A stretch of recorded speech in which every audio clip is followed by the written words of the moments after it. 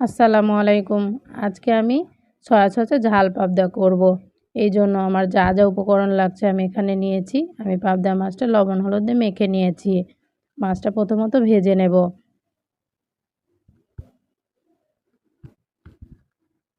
মাছগুলো দিয়ে দিচ্ছি।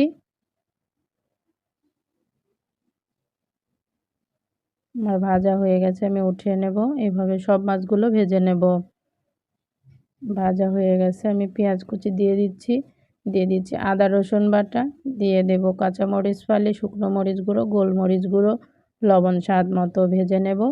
দিয়ে দিব সয়া সস, দিয়ে দিব টমেটো কুচি, দিয়ে ভেজে নেব। ভাজা হয়ে গেছে, মাছগুলো দিয়ে দিলাম, দিয়ে একটু কষিয়ে নেব। কষানো হয়ে গেলে পরিমাণ মতো পানি দিয়ে কিছুক্ষণ রান্না করে নেব।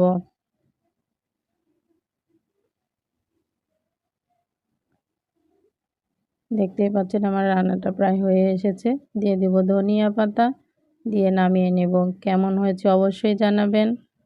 এভাবে রান্না করে দেখবেন, খেতে অনেক ভালো লাগে। ভালো থাকবেন, সুস্থ থাকবেন। আসসালামু আলাইকুম।